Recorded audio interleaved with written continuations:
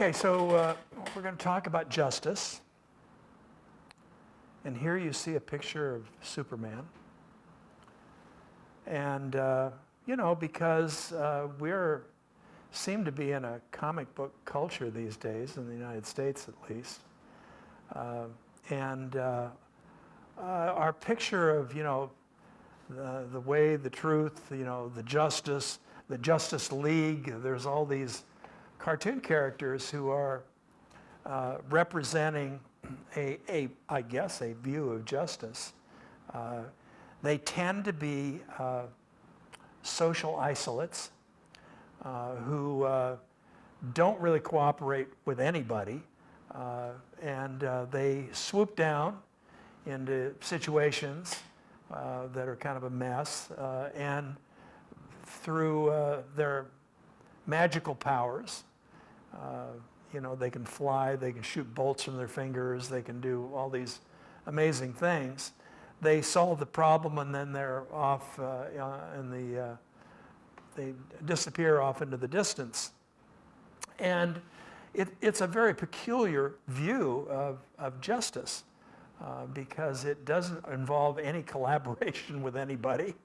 It doesn't, generally speaking, these folks have kind of a disregard for laws and conventions, and they are exciting for people to watch because problems just get solved with a snap of the fingers, if the magical justice figure shows up. So we're going to go a little deeper into this than that. So the subject of justice has been debated for millennia. For at least 2,500 years. It's not a simple subject. So some of the questions is justice a natural law? Is it a divine higher law? Something that's really outside of the human experience? Or is justice a human creation? So what's a dictionary definition? One, the quality of being just. That doesn't really help us much. Fairness. The principle of moral righteousness and equity. So that means conformity to what we consider to be moral righteousness. The upholding of what is just, fair treatment. So fairness is a word that kind of comes into this a lot, what we consider to be fair. Law, the administration and procedure of law. United States Justice Department is, we use that word in terms of the administration of justice. The courts are part of the justice system. And another definition is conformity to truth or fact or sound reason. The customer's overcharged at a store is angry and saying it's not just. So these are, some definitions. And we know this is a term and a situation that we're always talking about. Last year, I was able to take some folks from Amity and go to the Legacy Museum in Montgomery, Alabama, and the National Memorial for Peace and Justice, which is about lynching in the South. So here you have a situation where hundreds of thousands of African slaves, Africans were brought and became slaves in the United States and treated terribly, treated worse than domestic animals in many cases for years as commodities, traded, their families broken up, whipped, killed. But it was the law. The laws supported this. There were laws on the books that supported the institution of slavery. We were, of course, in our country, we're now complaining a great deal about illegal immigration.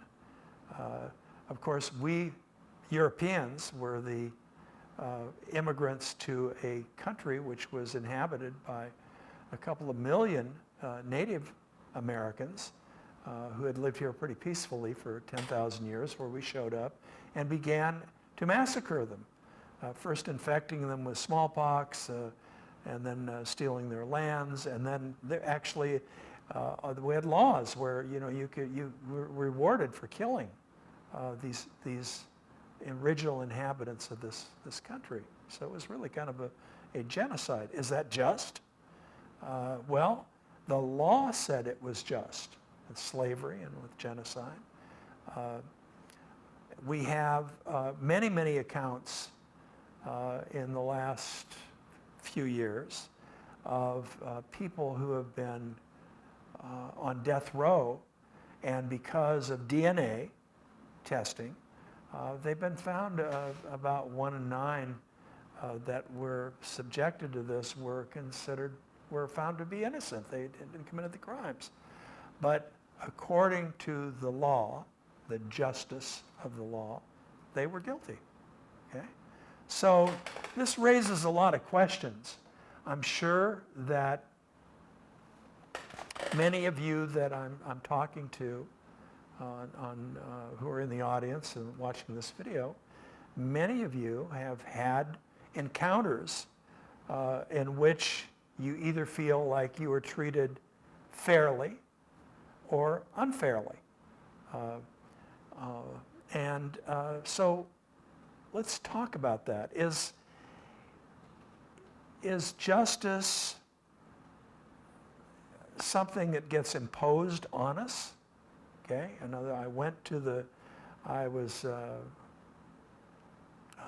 did something wrong or illegal. I went to the judge and I got a sentence. How do we feel about it? Was it just or unjust? Was I charged? We have the situation where in our country, for many years now, due to the, quote, war on drugs, we've had a situation where people, for fairly minor infractions, smoking pot, for example, or having marijuana, were given fairly long sentences in prison, okay? Most of those people were minorities. And even though the data shows that there was as much illegal drug use going on in white communities, nonetheless, the punishments, the arrests and punishments were disproportionately for people of color. Well, is that justice?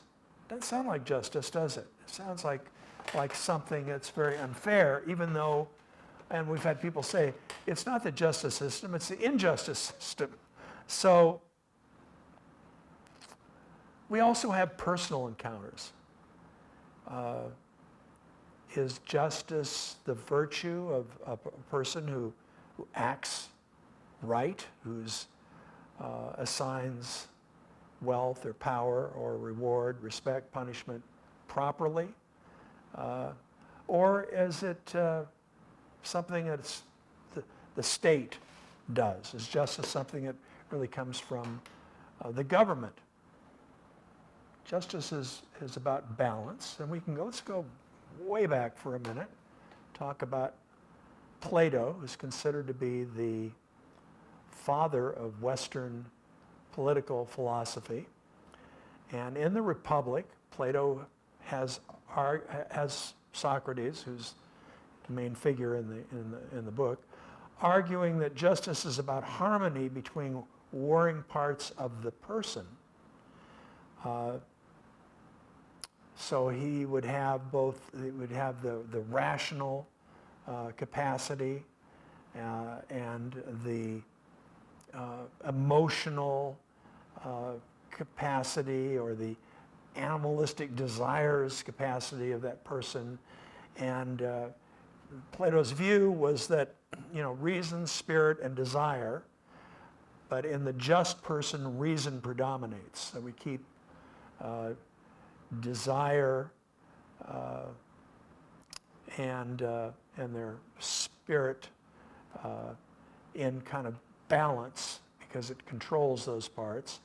And then he takes this and expands it. He said that's the same thing in the city, or the government of the city, where the rulers of the city should be reasonable people who control their desires or their appetites, so to speak. And that was the way that he saw government and justice. He would talk about he used the metaphor of the chariot driver. The person driving the chariot is reason. The wild horses are pulling the wagon, and you want the horses who have a lot of get up and go because you don't want them to be plodding along or unenthusiastic about their task. But you also don't want to let them just go wherever the hell they want to go. You want to control them and have a path for them to go on. And so that was kind of how he conceptualized justice. Well, we can also go back and look at it from another perspective, which is justice is something that is divine, that is really not a human creation, but is something that comes from another domain. Every religion kind of there's a higher law, that really supersedes the laws that human beings make. So in Christianity, you have the Ten Commandments, which were God's laws to be obeyed. You can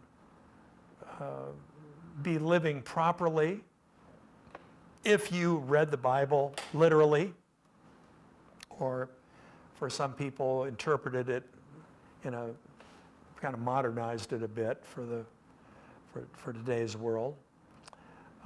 Of course, there was a time when, not so much anymore, but where kings ruled, and they were considered to be divine. They had been appointed by God, and therefore their rules, no matter how insane they were nonetheless not to be disobeyed, because you would be defying God, defying this higher law. Now, higher laws get to be kind of problematic because most of the fanatics in the world and terrorists in the world all claim that they're following a higher law.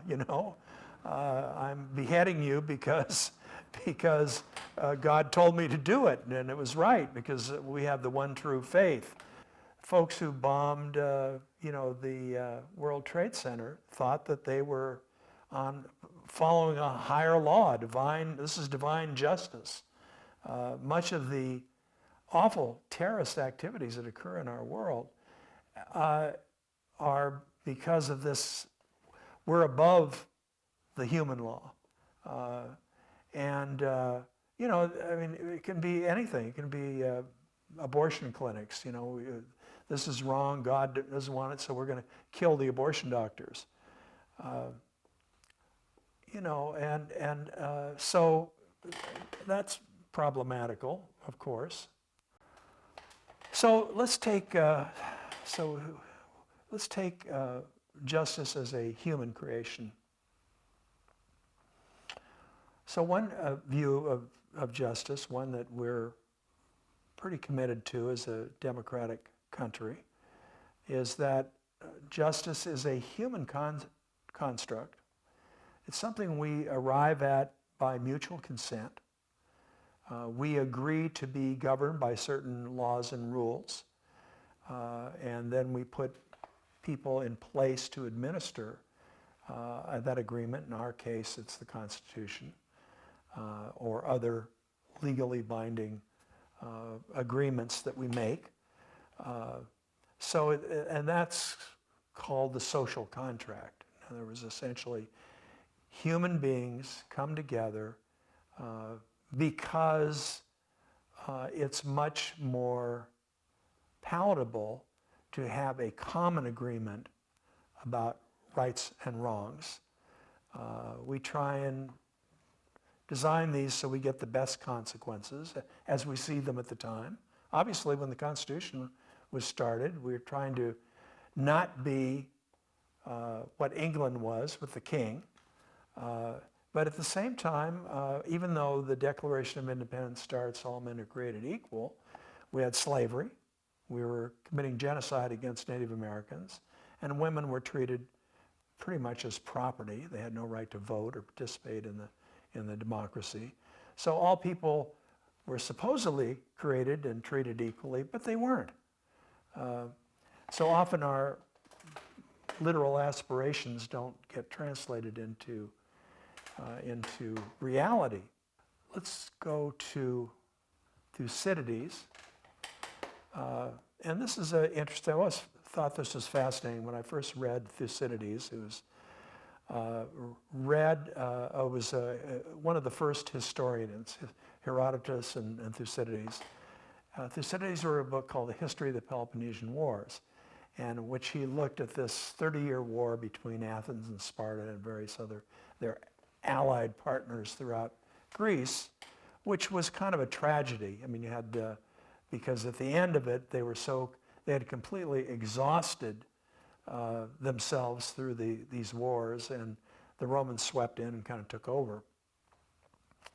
But what Thucydides said when he was doing the prelude to the history of the Peloponnesian Wars is he talks about this important point in history when citizens agreed to stop carrying arms. Of course, they didn't have guns then, but they had swords and spears and so forth and so on. Citizens agreed that within the city walls, they would not carry arms, okay? And that if somebody broke the rules, the laws, that rather than being punished, like if somebody killed a child of mine through carelessness or malice, instead of, which was the pre-city rules situation, I would feel a responsibility to go out and take revenge. It's an eye for an eye. I would punish somebody, get revenge on that family for that atrocity that took place. Well, so this huge paradigm shift was, no, if somebody kills your child, it's a crime against the community or against the state. And the state will punish them according to laws that are laid out. Huge change, huge change. And Thucydides says this is the beginning of real civilization. Okay, today we're still struggling to get that done. We still have a lot of people who decide they're going to take things into their own hands and mete out their own personal justice. And we have these crazy movies that we all love, the gangster movies and other movies.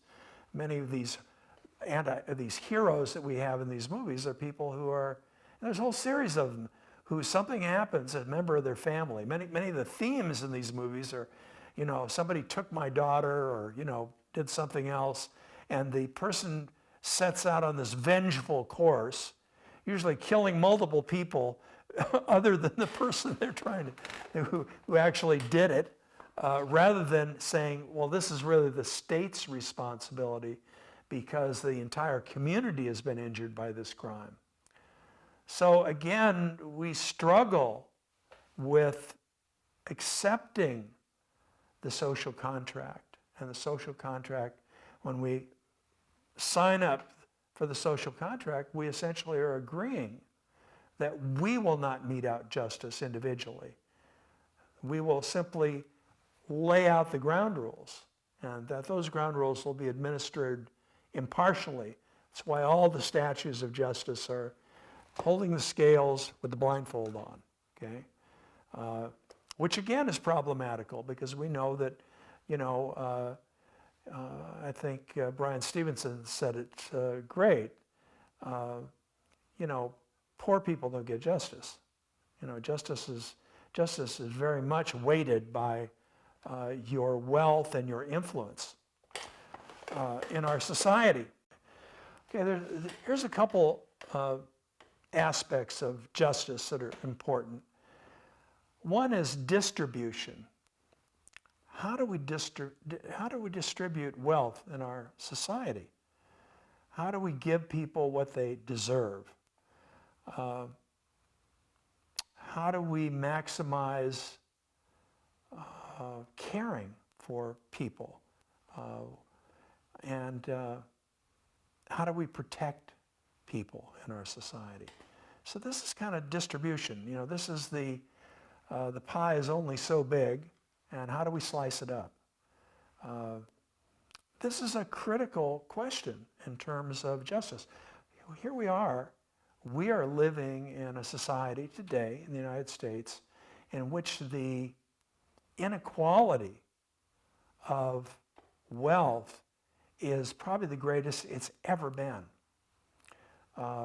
We live in a world where 10 or 20 people in the world own 50% of the world's wealth. Well, that doesn't sound very just to me, and probably not to you either, unless you're one of those 20 people, which sounds like it's perfectly fine. So that's one of the issues. One of the issues of justice is distribution.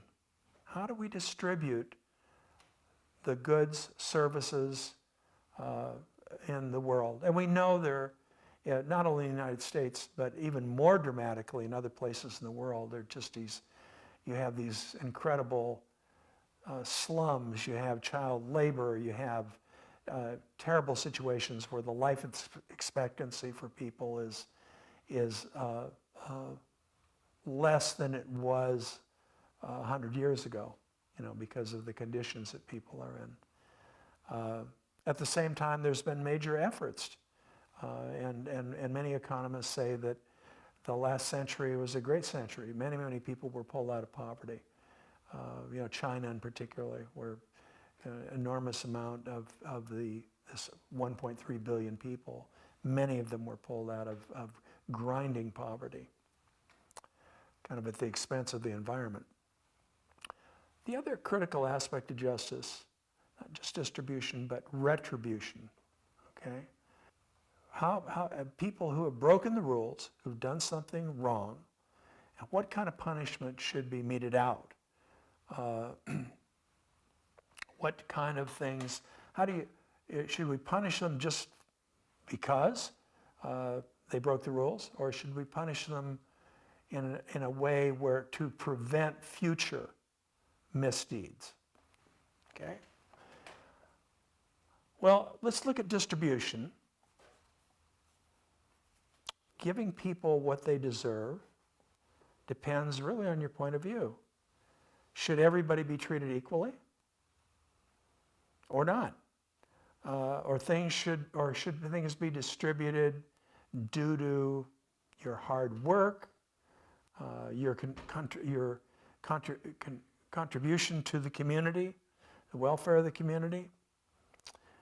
Meritocracy means that things are distributed according to individual merit. Okay? In other words, Steve Jobs gets more than you or I do because he created this incredible technical company which is producing all these goods and has improved the lives of many. So he should get more because he's a genius and because he worked hard and very creative and fulfilled a need. The other one, which is the common is socialism or communism, which is to distribute things equally to people based on their needs, not necessarily on their contribution. So, and if we look at countries A lot of the Northern European countries are more on that scale in the sense of they have a certain floor in terms of they don't want people to be kind of left by the side of the road because they're not making some kind of enormous contribution. And so there'll be subsidized housing or subsidized wages or, employment, even if there isn't an employer around, the government will employ you to do something. And so these are very different perspectives. In some ways, the capitalistic system is kind of Darwinistic in a way, which is, if you can create a lot of things that other people want to buy, then you should be able to just get everything you can, and if other people suffer as a result of that, and there's not enough left for them, well, that's their fault because they weren't smart enough or they weren't, weren't well educated enough. So that's a question of, again, these are two things in terms of justice. One is distribution, the other is retribution. So retribution is, why do we punish? Who do we punish? And how? Okay? So retribution is payback. This is not about maximizing the overall benefit to the community. This is just when you do something wrong, you deserve to be punished. And justice is getting what you deserve, so the punishment should be kind of proportional to the crime. And this is kind of an eye for an eye. If you kill somebody, then you should be hung or electrocuted or so forth and so on. And some people say, well, retribution is just revenge in disguise. And rather than an individual carrying it out, the state is carrying it out for you. But there isn't, in utilitarianism, you're really thinking about what's the benefit to the community in punishment. But in retribution, it's just simply, you did it, you're going to get punished. Okay, this is, we know situations in the Middle East, you stole something, we're going to cut your hand off, okay, to remind you, okay, and that's, I guess that works on some level. But what is restorative justice? And this is interesting because this is kind of what we are up to at Amity. So restorative justice is a theory of justice that emphasizes repairing the harm caused or revealed by somebody's criminal behavior. It isn't just, we know, for example, that putting people in prison and letting them sit there for a few years generally does not improve them. It's one of the reasons we have this shockingly high recidivism rate, where 2/3 of the people who are released 3 years later, they're back in again because they've committed another crime. And concentrating a bunch of people who are just festering in a prison without anything else happening does not improve their demeanor.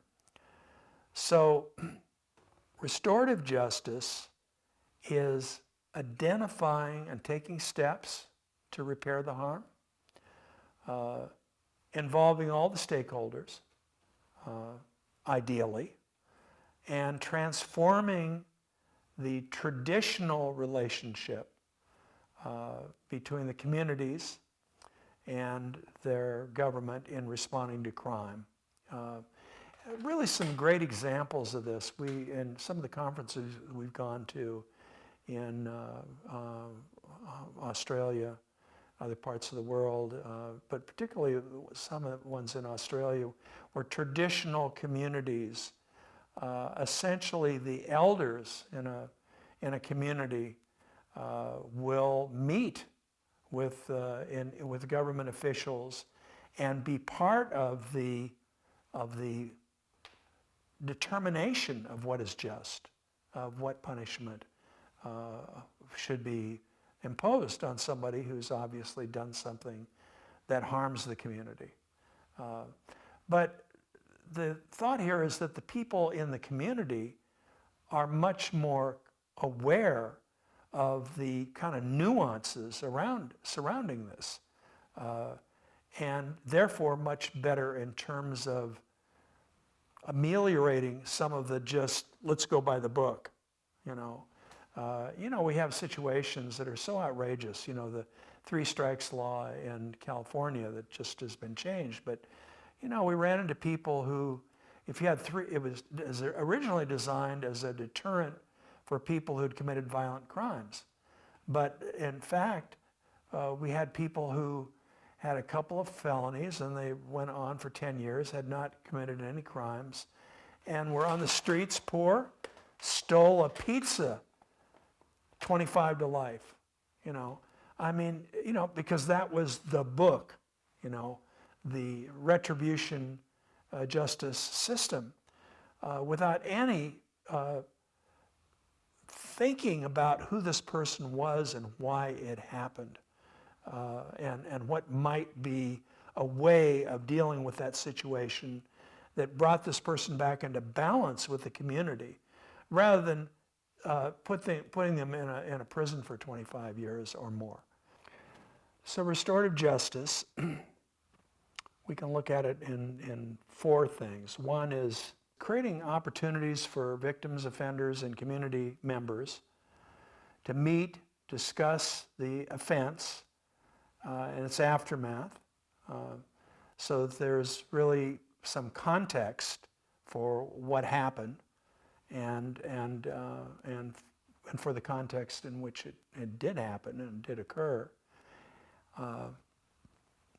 Then amends. Is the offender willing to take steps to repair the harm? There's a big movement in the United States, well, not a big movement, but there has been a movement in the last 30 years of so-called victims' rights, the rights of victims to be involved, to speak up at trials and so forth and so on, to be recognized. Sometimes that's been good, so people don't feel that they're just been shut out of the process, completely. Sometimes it's bad, because what people want is they want a pound of flesh. They want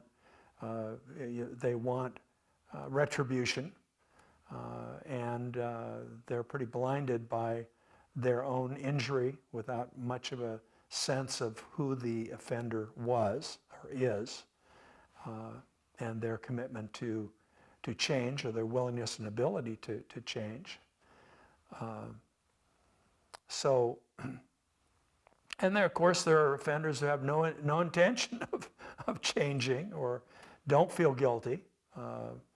You left your wallet on the table, I stole it, and you're stupid. That's why it got taken. It wasn't anything I did wrong. It's because you were stupid, and it's fine for me to take whatever is laying around that isn't nailed down. So, but there are opportunities, like I was talking in these Aboriginal communities in Australia, where offenders being confronted by members of the community, as well as not just the victim of what happened, and by the legal authorities, begin to work out, okay, how could I make this right? And then, of course, reintegration. How do we get people back into our communities as good citizens, which is really, really important. Obviously, we have the ghastly situation of the United States having 5% of the world's population and 25% of the people imprisoned, which means that we are a very vengeful society, which does not take reintegration of people back into society very seriously. And inclusion.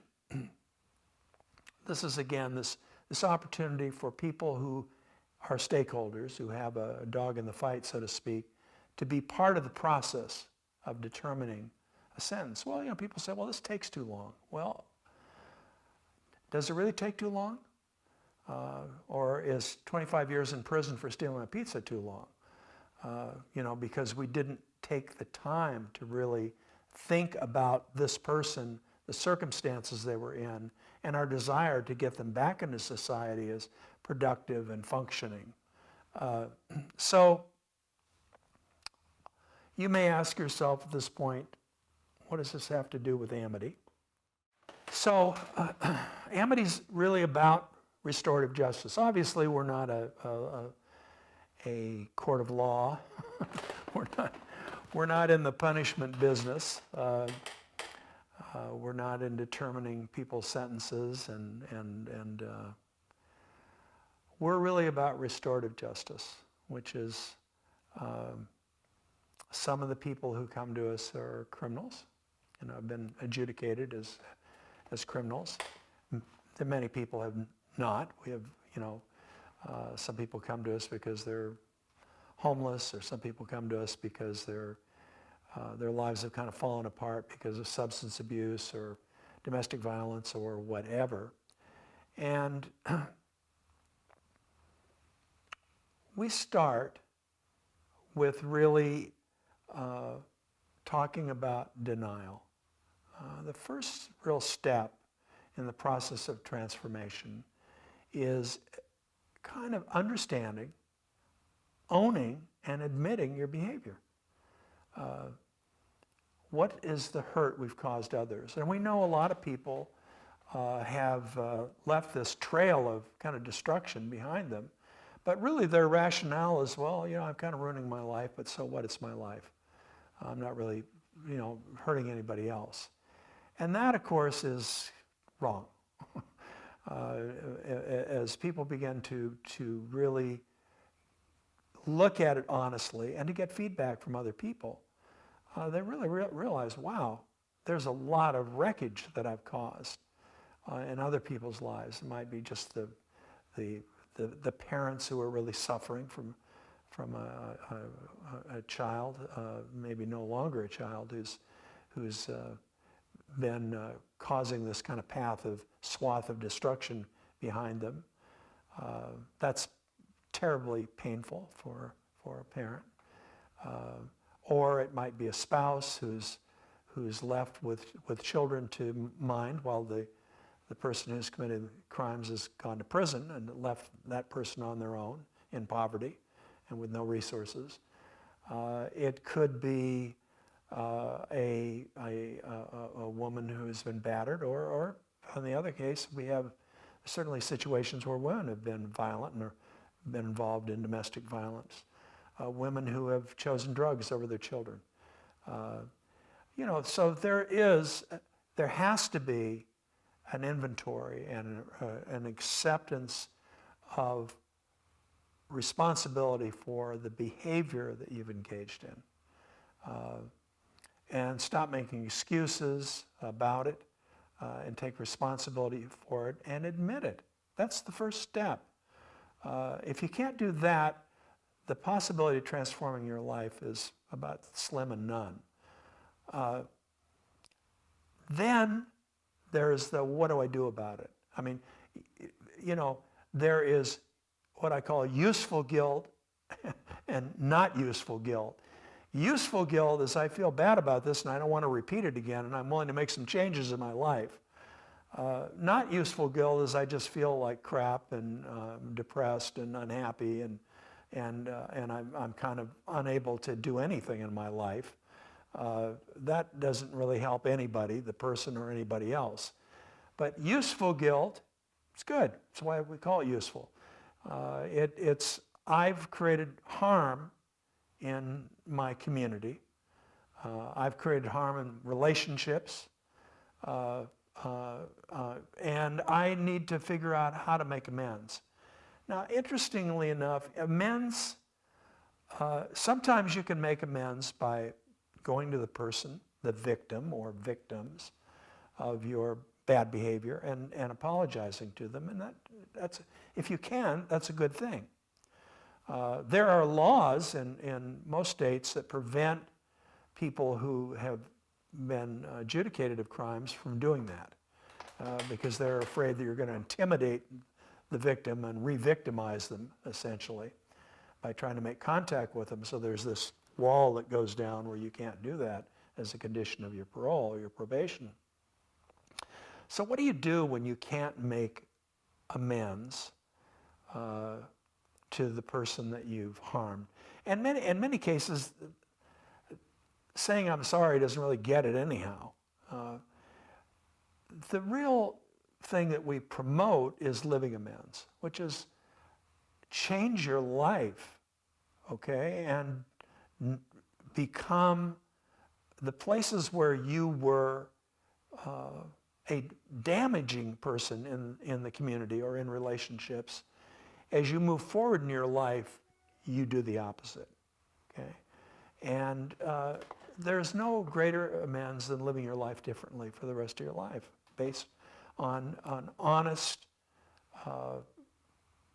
taking of responsibility for what you've done, admitting it, owning it, and actually even we find here at Amity, one of the things that's very powerful is people using their story, to help other people get out of denial, to help other people understand that you can make amends and go forward in your life.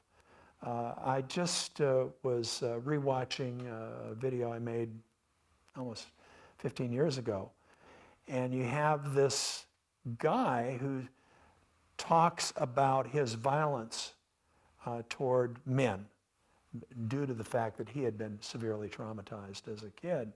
And then I have a picture of him 7 years later, and he's talking about what he's doing in the community. He's coaching in baseball, he's doing all these great things in the community. Well, that's living amends. He can't go back. I don't know, the people that he hurt are alive or whether they're be available for him to apologize to, but he's figured out how to make living amends, to change his life, to go back to prison again, stop committing crimes. But that's stopping. What do you do that's really positive? How do you, we always say, if you build a pile this high of negative behaviors, you got to build a pile this high of positive behaviors. It isn't just what you've stopped doing, it's what are you doing? And that's restorative justice for a lot of people, is that process, and it is justice because we go through our lives now being honest to people, being generous, being inclusive, being thoughtful and considerate, thinking about others prior to thinking only about our own selfish needs. That is restorative justice. And the thing we've proved over the years, not only at Amity, but in many, many other organizations, teaching and therapeutic communities, social work agencies, homeless agencies, healthcare agencies, that people can change. That people, even who have kind of horrendous stories and have made pretty egregious mistakes in their lives, can and much more than many people would think, want to get out of that cycle that they've been trapped in. And they want to engage in a good life, a life where they can have self-respect and where they can be respected. And so, it's good, again, to create some larger context for this term we throw around so loosely, what is justice? And obviously it's been discussed for thousands of years. And the answer, there isn't a simple answer. There isn't like fill in the blank and you get an A on your paper in terms of what is justice. But we do know in our own lives what it feels like to be living in a generous, thoughtful, honest way versus a selfish, dishonest way. We know that. We don't need outer guidance to understand what it feels like to be acting justly.